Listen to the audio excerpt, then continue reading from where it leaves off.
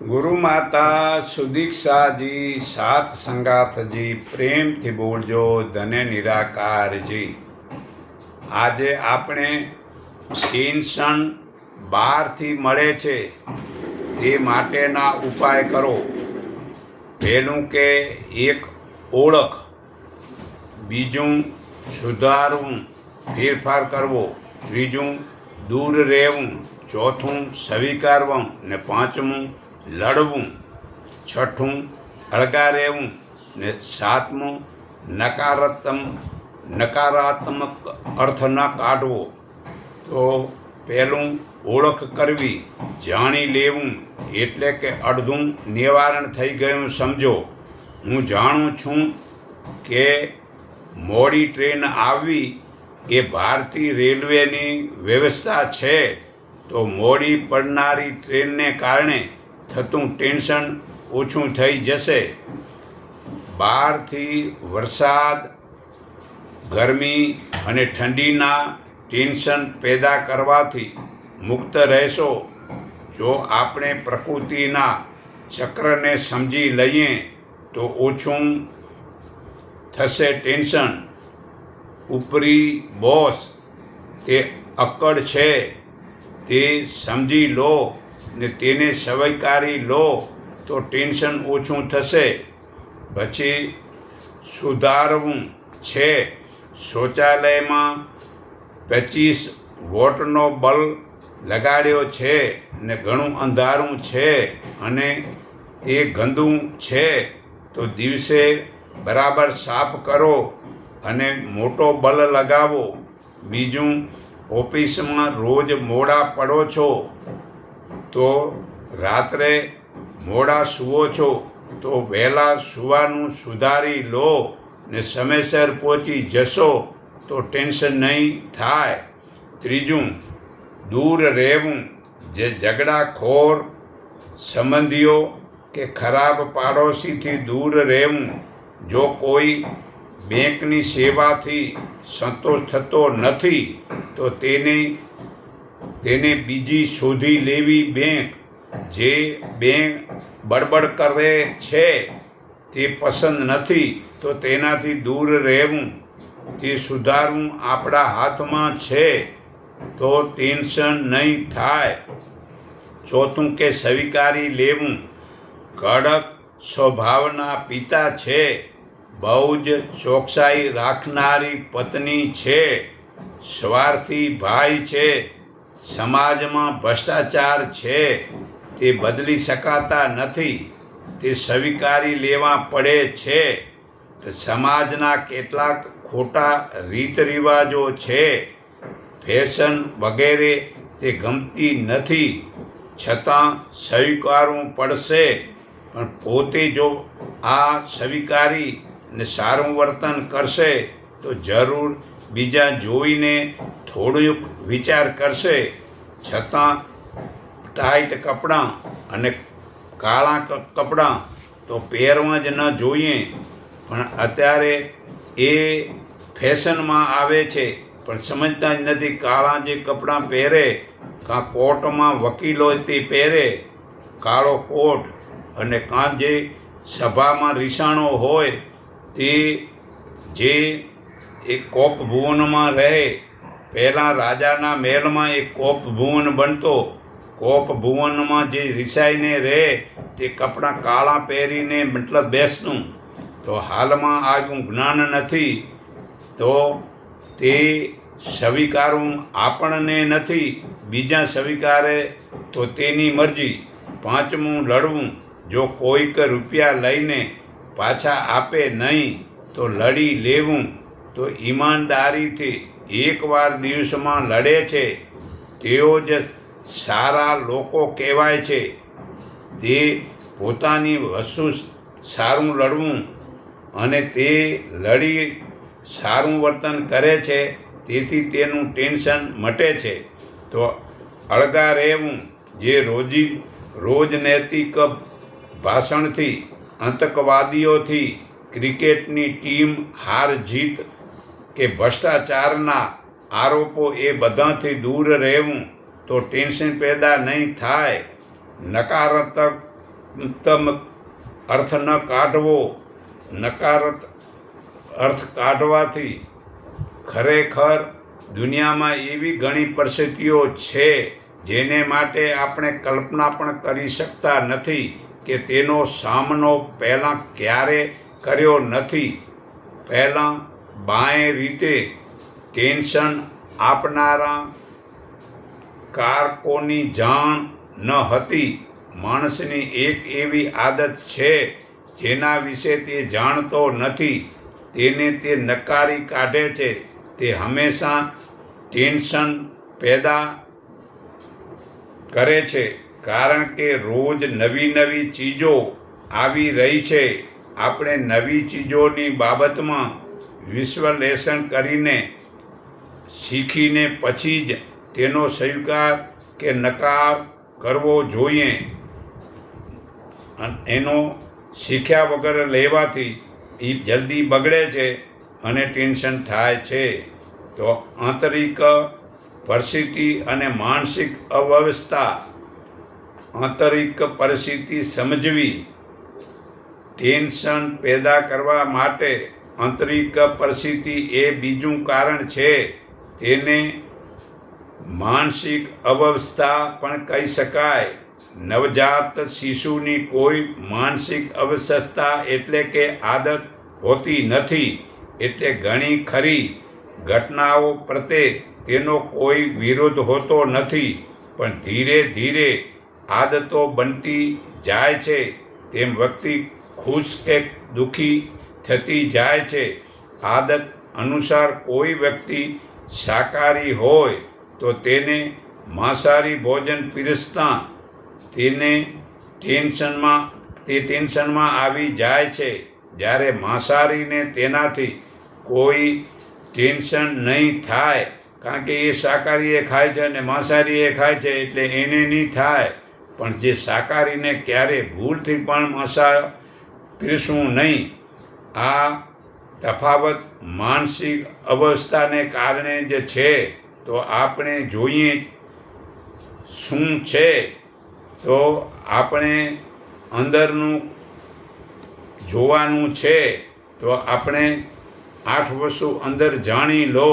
પહેલું કે તમારી પસંદ, નાપસંદ, માનતા અને વિચાર છે તે ખાલી વિચાર છોડી દો. બીજું કે જીવનના મૂલ્ય અને નૈતિકતા છે તો જીવનનું મૂલ્યને કરો. ત્રીજું તમારી પ્રાથમિકતાઓ, તમારા આગ્રહતા કરો છે તો તમારી પ્રાર્થના જ કરો. ચોથું તમારી સામાજિક મહત્વાકાંક્ષાઓ છે તો તમારી સામાજિક મહત્વાકાંક્ષો સુધારી લો. પાંચમું કે કુશળતાઓ અને જવાબદારી પ્રત્યેનું તમારું વલણ છે તો તમારી ફરજ સમજો. છઠ્ઠું વાતચીત કરવાની રીત છે તે વાતચીત સાદી કરો. સાતમું ભૌતિક જગતની તમારી અપેક્ષા છે તે ભૂલી જાઓ. આઠમું તમારા અહમને પોષવાની તમારી રીત છે તે ભૂલી જાઓ. માનસિક અવ્યવસ્થા પર અસર કરનારા પરિબળો. હાલની સામાજિક રચના, તે જે જ્ઞાન ધાર્મિક નથી. બીજું તમારી માતા. ત્રીજું તમારું કુટુંબ. ચોથું તમારી સ્કૂલ અને ભણતર. પાંચમું જે લોકો સાથે રહીને તમે મોટા થાવ છો. છઠ્ઠું તમારો ધર્મ અને આધ્યાત્મિક શિક્ષણ. સાતમું તમારી શારીરિક રચના બાંધો. આઠમું ટેલિવિઝન, રેડિયો, ફિલ્મ, અખબાર વગેરે. ને નવમું આર્થિક સ્ત્રોતોની ઉપલબ્ધતા એને ટેકો. દસમું વ્યક્તિગત અનુભવ, લડાઈ, પ્રાપ્તિ, લાભ, નુકસાન, પ્રસન્નતા અને હતાશા. આ કારણે માનસિક ટેન્શન થાય છે. તો ભયથી બાળકોમાં મર્યાદા આવે છે ને પ્રેમ સારો વધુ પ્રેમથી બગાડો થાય છે. તો અતિશય વધુ બાળકોને લાડ પ્રેમ ન કરો કે જેને કર્મમાં ઈમાનદારીની ધગશ છે તેને ઈશ્વર શક્તિ આપી દે છે. બાકી અજ્ઞાની આળસુ તો નાસ્તિકને ઈશ્વર શક્તિ દેતા જ નથી. જીવનમાં સ્વાર્થના રાખવાથી બધા સુખી થાય છે. ચોથું કે તો વેર, ઈર્ષા, અજ્ઞાન એ મુખ્ય કર્મનું આળસ તે છોડીને મોક્ષનો રસ્તો પકડી લો. પાંચમું, પોતાની ભૂલ છોડે તે અતિ સારું છે. છઠ્ઠું, સંસારના બધા જ સુખોથી દુઃખ મળે છે, છતાં કોઈ પણ મનુષ્ય એક ક્ષણ માત્ર પણ કર્મ કર્યા વિના રહી શકતો નથી. કારણ કે પ્રકૃતિના ગુણોથી બંધાયેલા સર્વે મનુષ્યોને પરવંશપણે કર્મો તો કરવા જ પડે છે. જે મૂર્ખા લોકો કર્મ ઇન્દ્રિયોને વંશ તો કરે છે, પણ મન વડે ઇન્દ્રિયોના વિષયોનું ચિંતન કરતો રહે છે તે દંભી કહેવાય છે. આ ગીતા અધ્યાય 3 શ્લોક 5 થી 6 પુરાવો છે. તો સાખી એ દુઃખ દેખી ડરવું નહીં, કરવો નહીં કલ્પાત, કર્મયોગથી થાય તે સહન કરવું થઈ શાંત. આખી દુનિયાને સુધારવાનો સાચો રસ્તો એ જ છે કે પોતાને સુધારી નાખવો જોઈએ. નવમું, જ્ઞાની દરેક મનુષ્યના સ્વભાવની એક ઈચ્છા હોય છે કે બધા તેમના સત્સંગને સાંભળે ને સાંભળશે તો જ સુધરી શકશે. તો દસમું, જન્મ વખતે મોઢામાં મધ સોનું ગીત ચટાડે છે. મનુસ્મૃતિ પાના નંબર 18 શ્લોક 19 પુરાવો છે. અને મૃત્યુ ટાણે મોંમાં ગંગાજળ આપે છે. તો આ બંનેની વચ્ચેનો સમય તે જીવન બનાવવું છે. જન્મ અને મરણની વચ્ચે જે સારું વર્તન કરી શકે છે તે જ્ઞાની બને છે. તો 11મું, ભયથી બાળકોમાં મર્યાદાના ગુણો આવે છે.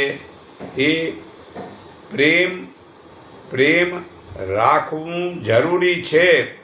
બાળકોમાં પ્રેમ રાખવું જરૂરી છે, પરંતુ વધુ પ્રેમથી બાળકો બગડે છે અને તે ન કરવાના આચરણ પછી કરે છે. તો 12મું, ગાડી કે બસનો ડ્રાઈવર રાતનો જાગે છે તો ટેન્શન છોડીને નિરાંતે સૂઈ જાઓ. તમને જ્યાં જવું છે તે તમને પહોંચાડી દેશે. ખાલી કનેક્ટરને કહી દેજો, પછી તમે સૂઈ જાઓ તો ટેન્શન મુક્ત થશો. 13મું, તમે તંદુરસ્ત છો તેની કિંમત બીમારીના સમયે સમજાય છે અને ટેન્શન છૂટી જાય છે. 14મું, બીજાની સાથે ઓળખાણોની વાતો કરવામાં મનુષ્ય પોતાના આત્મા વડે પરમાત્માને ઓળખતો નથી અને એકબીજાના વાતોમાં ટેન્શન વધારે છે અને પરમાત્માને જોતો નથી. જે મનુષ્ય પરમાત્માને સર્વત્ર જુએ છે અને બધું પરમાત્મામાં જુએ છે તેને માટે પરમાત્મા છુપાયેલા રહેતા નથી અને તે પરમાત્માને છુપાયેલો રહેતો નથી. સર્વે પ્રાણીઓમાં રહેલો પરમાત્મા એક જ છે અને સર્વે ભૂતોમાં રહેલા આત્માને યાદ કરે છે, બીજાના દુઃખો મટાડે છે, તે ફરી જન્મતો નથી. આ ગીતા અધ્યાય 6 શ્લોક 30-32 પુરાવો છે. તો 15મું, તો નિરાશા એ નાસ્તિકા છે ને પ્રસન્નતાથી સર્વે દુઃખ મટે છે. આ ગીતા અધ્યાય 2 શ્લોક 65 પુરાવો છે. તો પરમાત્મા જ્ઞાન પ્રકાશના દીવાથી અજ્ઞાન અંધકારનો નાશ કરે છે. તું જ તારા દિલનો દીવો થા. તે માટે પરમાત્મા જ્ઞાનના પ્રકાશના દીવા વડે અજ્ઞાનથી ઉત્પાદન થતા અંધકારનો નાશ કરે છે.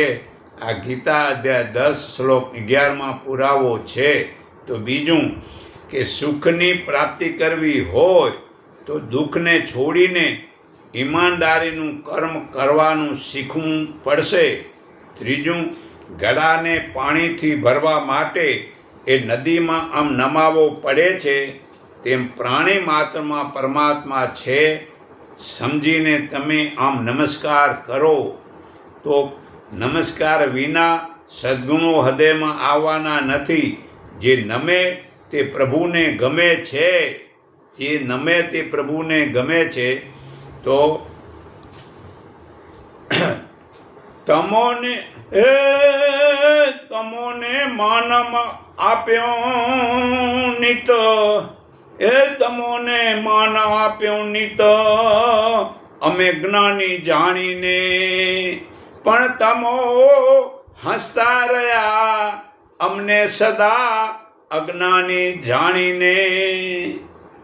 તો પાંચમું, સફળતાની પ્રાપ્તિ માટે સદા અને શ્રદ્ધા અને પુરુષાર્થની બંને જરૂર પડે છે.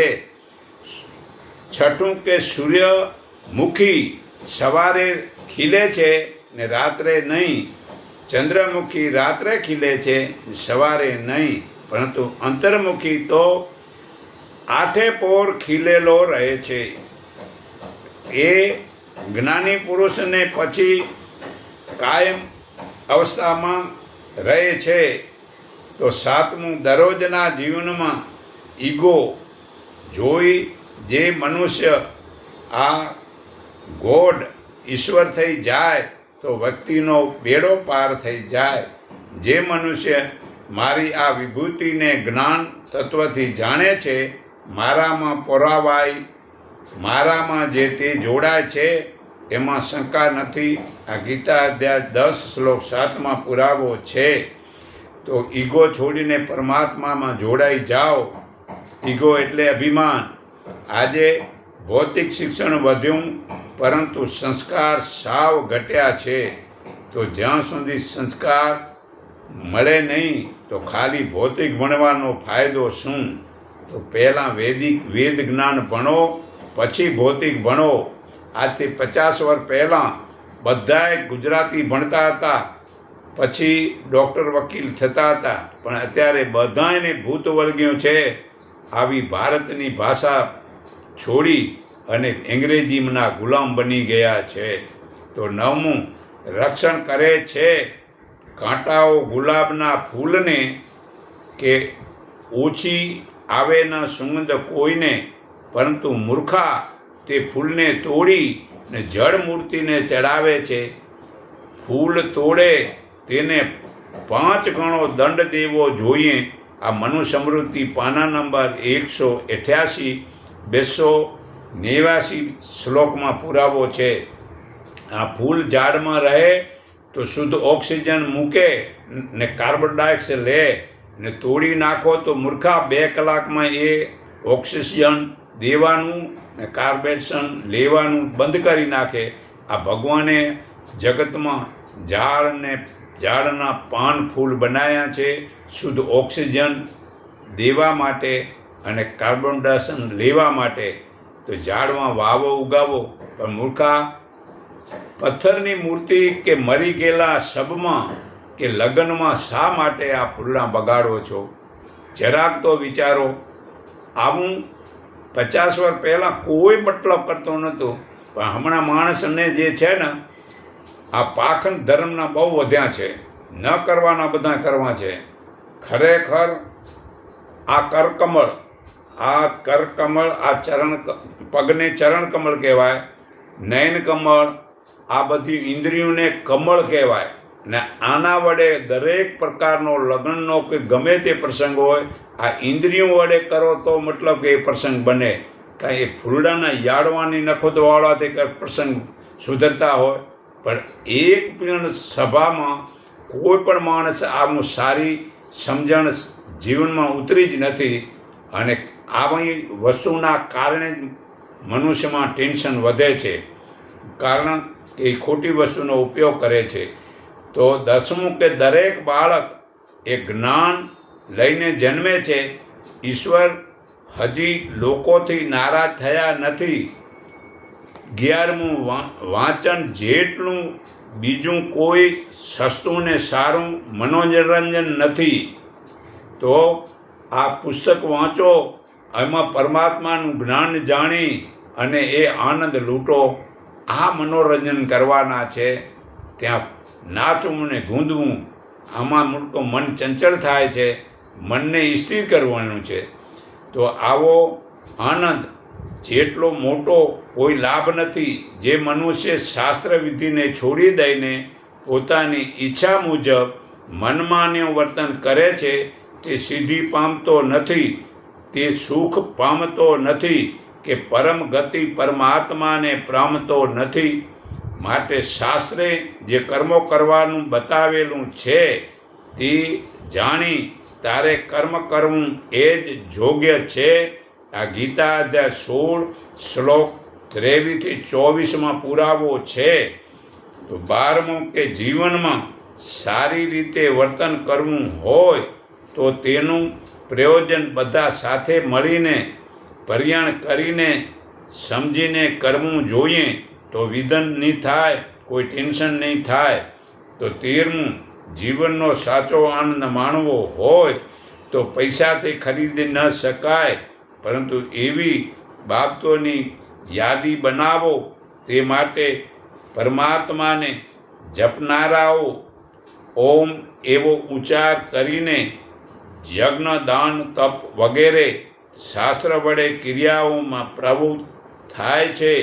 આ ગીતા અધ્યાય 17 શ્લોક 24 પુરાવો છે. તો એવી પ્રવૃત્તિ કરવાથી આપને અનુભવ જ્ઞાનનો પિતા છે અને એકાંત જ્ઞાનની માતા છે. તો અનુભવ એ દરેક લોકોએ પોતાની ભૂલને જાણે છે. બીજું, લોકો ન સુધરે તો આપણે સુધરવું જોઈએ. ત્રીજું, જે કરી શકે છે તે કરીને આગળ નીકળે છે, જે કરતો જ નથી તે શિખામણ આપવામાં પાછળ રહી જાય છે. ચોથું કે લગ્નમાં વધુ મોટા મોજ શોખના સુખ ન કરતાં લગ્ન જીવનનો કાયમ પ્રેમનો મહિમા જીવનમાં ઉતારવો, આ લગ્નનો મહિમા છે. 5મું, એ સુરતા એ જાય છે જ્ઞાની લોકો બગડી જાય છે અજ્ઞાની, એ સુધરતા જાય છે જ્ઞાની લોકો અને બગડી જાય છે અજ્ઞાની. એ ખબર પડતી નથી આ તો સડો છે કે સુધારો છે. તો ભાઈ, આ સુધારો થાય છે જ્ઞાની લોકોમાં ને બગડી જાય છે અજ્ઞાની, ને ખબર પડતી નથી આ તો સડો છે, સુધારો ભાઈ. 6મું, સ્મરણનો અર્થ એ છે મિલનનું એક સ્વરૂપ છે. પરમાત્મા સાથે મળી જવું, જે આમ જોડાઈ જવું, આ પરમાત્મામાં આમ પરાઈ જવું. પરમાત્મા અહીંયા હજરા હજુર છે, એમાં આપે પરાયેલા રહીએ એને સ્મરણ કહેવાય છે. જે લોકો સર્વમાં સમાન ભાવથી રહેલા પરમાત્માને જોતો પોતાનો નાશ કરતો નથી, અર્થાત વેર ઈર્ષા વગેરે વિકારોને છોડી દે છે, તે પરમાત્મા રૂપ થાય છે. આ ગીતા અધ્યાય 13 શ્લોક 29-30 પુરાવો છે. તો 7મું કે હાજરીમાં જે તમારાથી ડરે છે એ ગેરહાજરીમાં તમને ધિક્કારે છે કે નિંદા કરે છે, તો એ જાણી લો એ સારું નથી. તમારી ગેરહાજરીમાં પણ તમારી મર્યાદા રાખે છે એવું તમે પહેલેથી જ્ઞાન જો આપો તો એને ડર નહીં લાગે. ડર એટલે ટેન્શન, ને ટેન્શનથી રોગ થાય છે. તો 8મું, સાચા પ્રેમમાં બદલવાની આશા હોતી નથી. પ્રેમ તો પરમાત્માનો છે, એ તો અસલ જ છે. 9મું, જન્મ કુંડલી કરતાં કર્મકુંડલી જુઓ, પરિણામ સાચું આવશે. આળસુ થઈને આપણે આ જન્મકુંડલી જોરાવી જોતપણા કરવા જઈએ અને કર્મ જ ન કરીએ તો પછી મતલબ કે જે છે ને આ ભાગે ખુલે જ કેમ? તો 10મું, આપણે એક જ ક્ષણમાં જ્ઞાન વડે જીવીએ છીએ અને બીજી ક્ષણે અજ્ઞાનથી મરીએ છીએ. તો જ્ઞાન છે તો જીવતો છે, અજ્ઞાન છે તે મરેલો સમજો. તો 13મું, કરુણાની કૃપા એવી ભાષા છે જે આંધળાઓ વાંચી શકે છે અને બહેરાઓ પણ સાંભળી શકે છે. તો એ 12મું, અનુભવ એ જ્ઞાનનો પિતા છે અને એકાંત તે જ્ઞાનની માતા છે. માટે એકાંતમાં અનુભવેલું જ્ઞાન શ્રેષ્ઠ છે. જે મનુષ્ય બીજાઓને વાતો કરવામાં સમયને બગાડે છે તે પોતાનું સારું કરી શકતો નથી. છતાં કોઈ પણ મનુષ્યને કાંઈ પણ કહેવું હોય તો પરમાત્માને કહો, તે પરમાત્મા સંદેશો બીજાને પહોંચાડી દેશે. પછી તું ટેન્શન મુક્ત થઈ જઈશ. કારણ કે ટેલિફોન કરવો હોય તો ટેલિફોન હેડ ઓફિસ જેવો પહેલો પહોંચાડવો પડે, પછી હેડ ઓફિસવાળા જ્યાં મોકલવું હોય ત્યાં મોકલાવી દે. તેમ પરમાત્મા આપણી એક હેડ ઓફિસ છે ને તે અહીંયા મોજૂદ છે. આપણે પરમાત્મા અહીંયા જેમ છે ત્યાં જેને સંદેશો પહોંચાડવો ત્યાં આ તત્વ બધે 14 બ્રહ્માંડમાં ઠસોઠસ છે. અહીંયા જે હું બોલું છું તેવું તે પરમાત્મા તત્વ ત્યાં સામે માણસને સમજાવી દેશે. તો તું ખરો બ્રહ્માજી થા, તારું શરીર એ જ સૃષ્ટિ છે અને તારું મન એ જ સૃષ્ટિ બનાવે છે. તે મન બ્રહ્માજી છે. માટે જો તારે વિશ્વની રચના જાણવી હોય તો તારા શરીરમાં જાણી લે, અને બ્રહ્માજીને જાણવા હોય તો તારા મનને જાણી લે, અને પરમાત્માને જાણવા હોય તો તારા આત્માને જ જાણી લે. હે પ્રભુ, આ જ્ઞાન ક્યાંથી આવ્યું? અજ્ઞાનથી ભરેલા આ શરીરમાં આવું જ્ઞાન આવે જ ક્યાંથી? પણ ખરેખર ખાલી પુસ્તક વાંચે નહીં સમજાય. સદગુરુના શરણે જવાથી આ તરત જ જ્ઞાન આવે છે અને સદગુરુ તરત જ પરમાત્માના દર્શન કરાવે છે ને સદગુરુ તરત જ પરમાત્માની ઓળખાણ કરાવે છે. અને આ પરમાત્મા અહીંયા હાજરા હજૂર છે એ આપણે જાણીએ છીએ. ને ગીતામાં પણ બતાવ્યું છે કે પરમાત્મા ગીતાજીના 13મા અધ્યાયના 16મા શ્લોકમાં કહ્યું છે આ બ્રહ્મભૂતોની અંદર પણ છે અને બહાર છે, થાવરમાં છે, જંગમમાં છે, એ પાસેમાં પાસે છે અને આ દૂરમાં દૂર છે.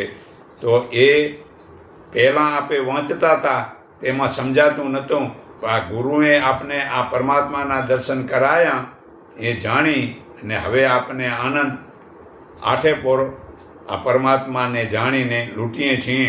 તો હું સર્વના હૃદયમાં રહેલા પરમપિતા પરમાત્માને હું મારા હૃદય ભાવથી નમન કરું છું.